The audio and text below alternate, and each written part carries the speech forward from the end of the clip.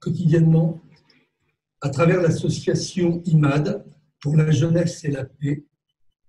Cette femme tend la main à ceux qui sont l'origine de sa souffrance et œuvre pour que la jeunesse choisisse la paix. Je pense que vous l'aurez reconnu.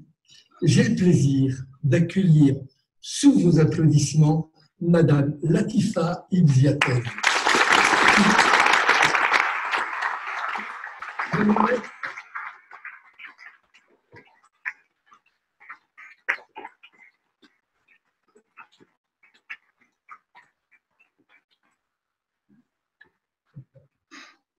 Ça nous mettre en garde contre les dangers de l'intégrisme religieux et promouvoir le vivre ensemble. En assassinant son fils Imad le 11 mars 2012, Mohamed Merah plonge Latifa et sa famille dans le drame. Depuis, elle refuse de se réfugier derrière sa profonde tristesse et reste debout. Une posture, vraisemblablement, qui en dérange certains, comme l'ont encore prouvé les graffitis des menaces retrouvées chez elle le 10 juin dernier. Un nouvel épisode de haine dans son combat. Avant de vous donner la parole, Madame, et pour valoriser la dimension de votre action, écoutons le message de John Kerry, secrétaire d'État américain aux Affaires étrangères, qui vous a remis le prix international Femme de courage en 2016.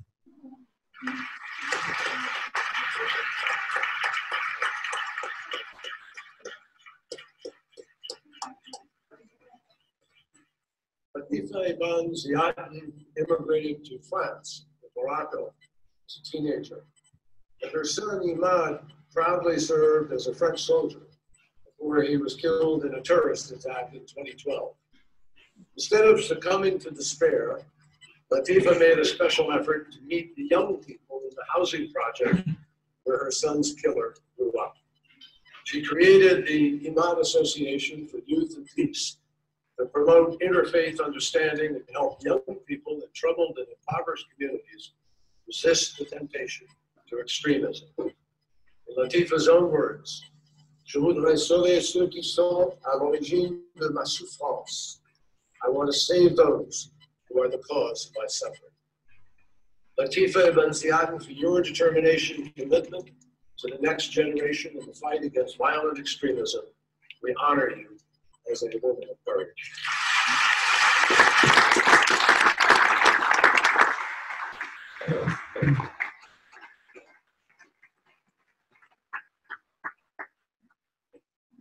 Mesdames, Monsieur le gouverneur, merci pour cette invitation. C'est un grand honneur et une joie de témoigner devant vous mon combat, ma souffrance et la mémoire de mon fils.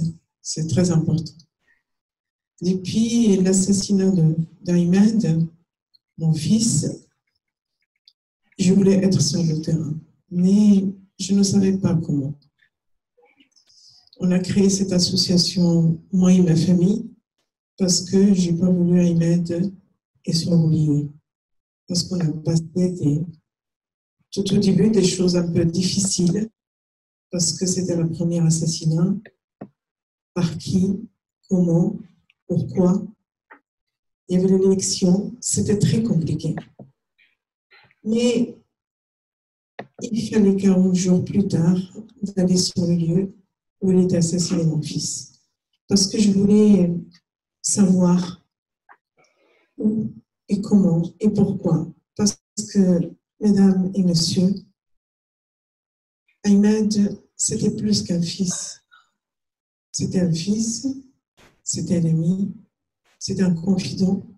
C'était quelqu'un qui me comprenait, je ne comprenais rien que le regard. C'était ma moitié. Il fallait que j'aille à Toulouse. J'ai dit peut-être, il m'a laissé quelque chose. Quelque chose, c'est pas possible qu'il parte comme ça.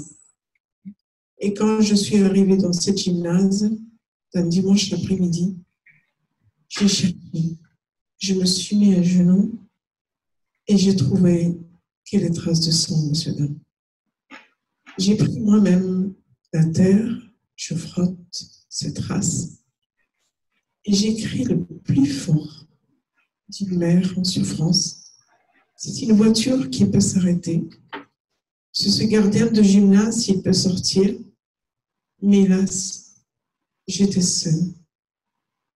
Et je dis, je suis sûre et certain, Ahmed, il est mort en souffrance. Je me suis mis à genoux, j'ai dit à Ahmed, ta vie s'arrêtera là, mon fils, mais pas la mienne. Alors je ferai tout mon possible. Tant que le sang circule dans ma veine, je trouverai cet assassin. Et pourquoi je l'ai tué? Et je me suis trouvée dans ce quartier où il habitait Mohamed Marah. Et là, je suis tombée sur un groupe de jeunes.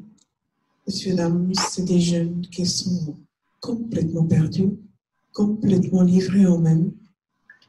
Et je demandais, s'il vous plaît, où il habite Mohamed Marah. Une fois, deux fois. Une qui se met à sourire. Mesdames, vous ne regardez pas la télé, vous ne lisez pas les journaux. Mohamed Marah, c'est un martyr. C'est un héros de l'islam.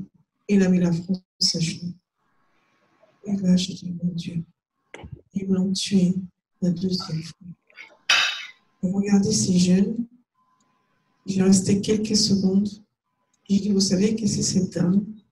Je suis la mère de Ahmed, le premier soldat qui était assassiné. Comment vous pouvez dire que Mohamed Marah, c'est un martyr, c'est un héros de l'islam, il a mis la France à genoux? Pour moi, Mohamed Marah, c'est juste un assassin. Et rien d'autre. Et ces jeunes, je vous assure, monsieur, dames, quand ils m'ont encerclé, je croyais que, voilà, l'heure est arrivée pour moi aussi, mais je suis prête à mourir parce qu'il faut chercher l'assassin de mon fils. J'ai perdu mon fils de 30 ans, ma moitié aujourd'hui qui est partie avec lui. Moi, il n'y a rien qui me fait peur. Il n'y a rien qui peut me faire arrêter. Et ces jeunes, voir leur visage composé de la souffrance, perdu dans la société, ils me disent, Madame, la République qui nous a oubliés. On n'est plus rien en France. Personne ne veut pas de nous, même la société. Alors je regarde ces jeunes, je dis, pourquoi tu dis la République t'a oublié? Est-ce que tu as fait quelque chose? Tu as donné quelque chose à la France? Donné quoi, madame? Est-ce que tu as étudié? Est-ce que tu as un diplôme? Dis-moi, qu'est-ce que tu as donné à la France? J'ai pas de chance, madame. Et vous croyez que la chance, il viendra vous chercher? C'est à vous de chercher votre chance. Regardez cette femme qui est en face de vous. Je viens de l'autre côté de la Méditerranée. Je suis entrée en France, j'avais 17 ans et demi. Et regardez ce que j'ai donné. J'ai donné à la France. La France, elle a accueilli. Et moi aussi, j'ai donné. Alors, si vous ne donnez pas, il n'y a personne qui viendra vers vous. Alors, sortez d'ici, s'il vous plaît. Faites quelque chose. Ne restez pas. Et ce jeune, il me dit, vous savez, madame, je peux vous dire, c'est trop tard pour nous. Quand les gens sont enfermés, il devient enragé et sortent, ils font le ravage de la société. Je dis, s'il vous plaît. La société, elle est pour rien. Je pense que vous avez beaucoup de choses que vous n'avez pas eues dans votre jeunesse. L'amour, l'éducation et le respect où vous êtes. Si vous avez vraiment cette base, vous ne serez pas là aujourd'hui. Mais j'ai créé cette association et je ne sais pas comment la démarrer. Mais grâce à vous, vous m'avez ouvert les yeux. Vous êtes l'origine de ma souffrance et moi je vous tourne la main.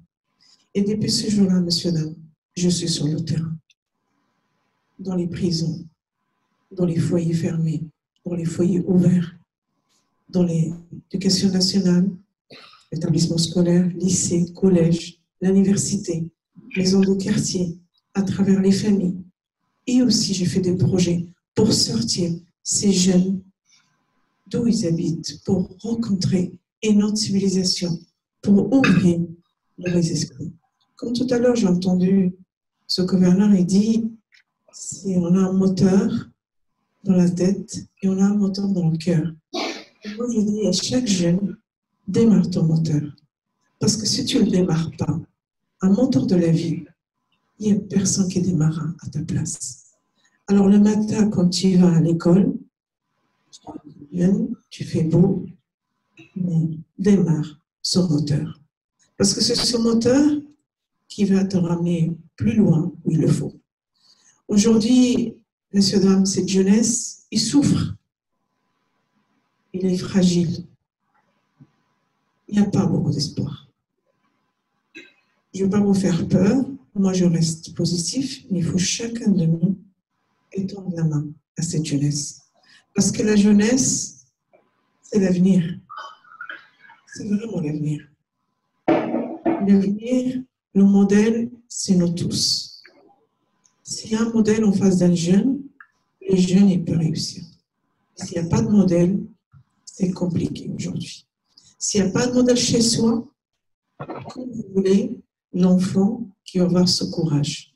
Si voir le père, il ne travaille pas, la mère, il ne travaille pas, et reste chez soi, comme vous voulez, ce moteur, il sera démarré. Vous voyez, moi, cette femme qui est en face de vous, j'ai 5 enfants. J'ai toujours travaillé à plein de temps. Et même le samedi, dimanche, je travaillais pour aider mes enfants dans les études. Parce que j'ai toujours entendu dire, il faut faire plus que les autres. Alors, ce plus, il fallait que je le ramène à mes enfants, qui manquaient de rien. Peut-être j'étais un peu sévère, ferme, mais il fallait qu'ils réussissent. Il fallait qu'ils aient mieux que moi. Et voilà ce que j'ai donné pour mes 5 enfants, moi et mon mari. Je n'ai jamais lâché, toujours. Parce que j'étais éduquée. Par qui? Par 3 femmes, monsieur, dame. La première femme, c'est ma mère. J'avais une mère qui était extraordinaire. Une mère qui était forte. Elle a divorcé, j'avais 40 jours. À l'époque, le divorce, c'était très compliqué chez nous. C'était honteux. Mais ma mère, le courage qu'il avait, il a préféré divorcer et de récupérer ses 5 enfants. Il fallait quitter le Maroc, vivre quelques années en Espagne jusqu'à l'âge de 9 ans. Ma mère est tombée malade, je l'ai perdue. Elle est morte. Et ce qui va m'adopter, c'est ma deuxième mère, c'est ma grand-mère. C'est pour ça que j'adore les grands-mères, parce que les grands-mères, ils peuvent donner de l'amour, de présence et de savoir-faire, parce qu'ils ont des expériences, les grands-mères. Et moi, cette grand-mère, il m'a appris plein de choses. Mon père, il m'a interdit de ne pas aller à l'école, et j'habitais en face d'un école. Et je ne comprenais pas pourquoi les autres y vont et pas moi. Et je disais à ma grand-mère, je voulais toujours faire des études de droit, d'être avocat pour défendre ma mère. Mais mon père, il m'a retiré ce rêve. Je ne l'ai plus. Et ma tante, il m'a dit, écoute, il ne veut pas que tu ailles à l'école, mais je vais t'inscrire à l'école coranique. Tu vas apprendre à écrire l'arabe et la base de l'islam. C'est comme ça, pour vous dire, ces 3 femmes de ma vie qui m'ont éduquée, qui m'ont donné des valeurs, l'amour, et que quand je suis rentrée en France à l'âge de 17 ans et demi, j'avais cette force, j'avais ces codes et j'avais ces valeurs. Mais quand je suis arrivée en France, messieurs, dames, j'ai dit à cette grand-mère, au revoir. Je vais partir, mais je pleure, je suis triste. Et cette grand-mère, il m'a dit, pourquoi tu pleures, Latifa? Je dis, je ne parle pas le français. Comment je vais dialoguer le français? C'est une autre civilisation, ma grand-mère, pour moi. Oui, effectivement. Mais ne perds jamais ton regard. Regardez les gens dans les yeux et garde le sourire, Latifa. Et tu verras les gens, ils viendront vers toi. Ma grand-mère, je vais rigoler, je vais regarder. Oui, ton regard, c'est très important. Et je vous assure, jusqu'à aujourd'hui, j'ai ces mots dans ma tête. À chaque fois, je regarde les gens dans les yeux Et les gens, ils viennent vers moi. Et aujourd'hui, je parle bien le français. Et je remercie au fond du cœur tous les Français qui m'ont aidé, tous les Français qui sont venus vers moi. Et j'avais cette envie et ce rêve d'être dans une peau d'une femme française, de savoir sa vie, sa liberté, ses codes, ses valeurs. C'était très important. Je n'ai jamais allé par les gens de mes origines parce que je voulais savoir la culture de l'autre, les valeurs, le pays où je vis. Parce que si je reste sur ma culture ou d'où je viens, je ne serais pas là aujourd'hui devant vous. Et aujourd'hui, je rencontre beaucoup de femmes, malheureusement, qui vivent en France 30 ans, 20 ans, et ne parlent pas du tout le français. Pourquoi? Parce qu'on a créé ce ghetto. On a créé ce cité. On a séparé le peuple. Les gens, aujourd'hui, ils ont peur de l'autre. Et les gens, ils sont restés entre eux. Comment vous voulez qu'ils peuvent s'intégrer? Quand vous allez dans l'école, vous trouvez à peu près presque à 100% des origines maghrébins ensemble ou africains. Comment vous voulez qu'ils veulent connaître les valeurs? Comment vous voulez qu'ils vont savoir s'ils sont français ou pas? L'ignorance, la pauvreté et ce ghetto. C'est pour ça que j'insiste d'ouvrir ce ghetto. Comme je suis venue moi en 77, il n'y avait pas ce problème-là. Il y avait tout ce mélange. Italien, portugais, espagnol, français et quelques origines maghrébines. Ça, c'était bien. Aujourd'hui, vous rentrez dans un quartier, il n'y a plus de Français de souche, comme il dit Monsieur le Président de la République. Je ne sais pas ce que ça veut dire le Français de souche, parce que moi, je me sens française, européenne, marocain et de confession musulmane. Je ne me sens pas différente de l'autre et je vis avec mes 4 cultures et ces 4 richesses. Et c'est ce que je transmets à mes enfants. Et c'est pour ça, aujourd'hui, dans les écoles, quand vous posez des questions aux élèves, y a-t-il des Français ici? Tout le monde lève les mains, Marocains, Algériens, Africains. Vous êtes né ici? Oui, mais tu es français. Je dis, bon non. Ah bon? Ben oui, tu es français. Tes origines, c'est ta richesse, tes origines de tes parents, mais tu es français. Quand vous posez la question à un directeur, vous dites, monsieur, est-ce que vous avez de la mixité dans mon établissement scolaire? Oui, j'ai quelques immigrés. C'est-à-dire, monsieur, ils sont nés ici? Ah oui, ils ne sont pas d'immigrés, monsieur. Ils sont des Français. Mais c'est un travail d'adulte. C'est pour ça que je vous dis, le modèle, c'est nous, c'est vous. Chacun qui peut apporter à l'autre.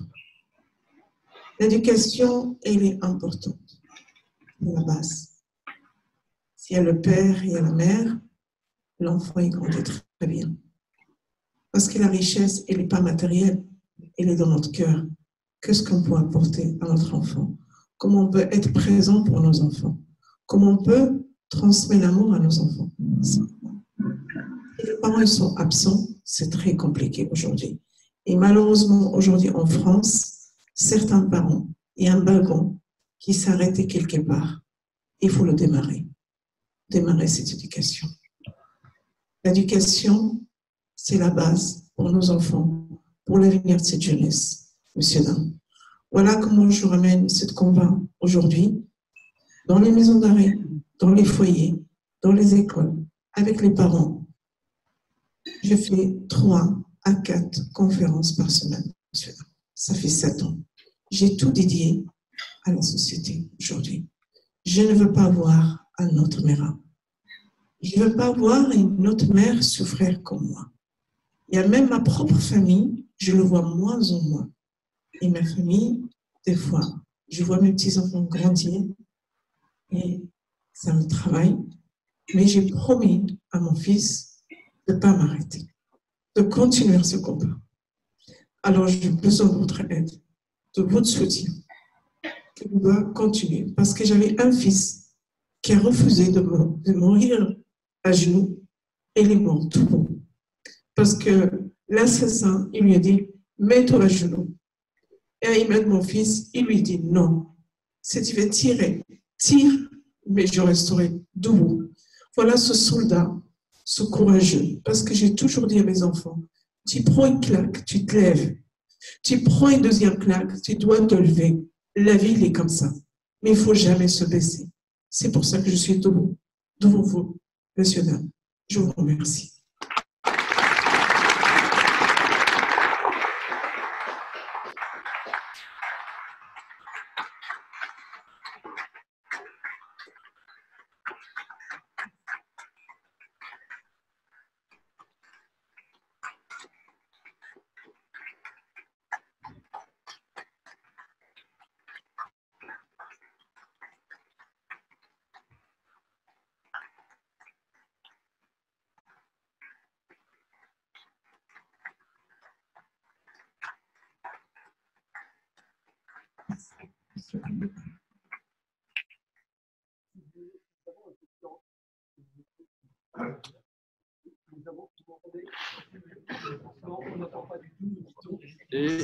Oui, c'est bon maintenant. Ça revient.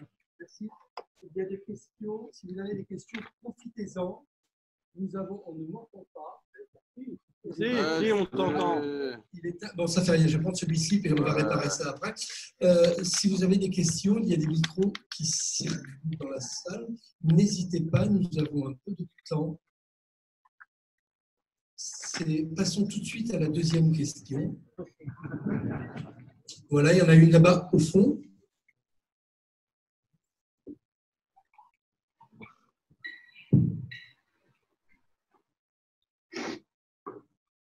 Oui, bonjour madame. Bonjour. Concrètement, comment pourrait-on vous aider? Alors, vous pouvez aider madame bénévole et l'association, vous serez le bienvenu. Vous pouvez adhérer, vous pouvez faire un don à l'association pour qu'il puisse continuer son combat aujourd'hui. J'ai besoin d'aide. Merci. Bonjour, moi je voulais savoir, sur ces 7 années, est-ce que vous avez mesuré une certaine réussite dans les écoles, ou dans les quartiers, ou auprès de jeunes en particulier? Bien sûr, madame, j'ai aidé des jeunes convaincre de ne pas partir en série. J'ai sauvé leur vie et la vie des autres. Aujourd'hui, je suis très fière parce que de convaincre plusieurs jeunes, sauver leur vie et la vie des citoyens, je vois mon fils grandir à travers cette association. Quand j'aide aussi certains jeunes qui se convertissent, il y en a beaucoup malheureusement en France, c'est pas le contraire, je ne suis pas contre les gens qui se convertissent, c'est chacun son choix, sa foi, mais quel converti? De quoi il s'agit? Alors aussi, je aide aussi ces jeunes, attention, de quoi on se convertit. J'aide aussi, madame, des familles aussi, qui sont complètement perdues avec leurs enfants sur l'éducation. L'école, ça fait 7 ans. 7 ans que je crie, on doit travailler avec dernière section de maternelle. Et cette année, cette voix de cette femme, elle était entendue. Et aujourd'hui, on travaille avec les CP. Parce que je peux vous dire, quand on ne fait pas attention à l'enfant jusqu'au collège, ça veut dire qu'il sera une bombe à retardement pour la société, madame. Il y en a beaucoup aujourd'hui qui sont dans l'école professionnelle qu'ils n'ont pas choisi. Ils vont quitter l'école et qu'est-ce qu'ils vont devenir? Et si on travaille avec des jeunes âges, avec le CP, on comprendra comment on peut accompagner cet élève. Comment on peut savoir s'il est intelligent, s'il a la capacité, s'il veut faire un métier, etc., etc. Mais pas au collège, c'est un peu tard. Merci. D'autres questions dans la salle? Oui. Oui, madame, chère madame. Est-ce que le département, la région, la nation vous aide dans votre démarche? Un petit peu. Un petit peu, monsieur, je ne vous cache pas. Je suis aidée beaucoup par des dons, des petites subventions, mais beaucoup je compte beaucoup sur la société. Le gouvernement français vous aide? Un petit peu. Merci.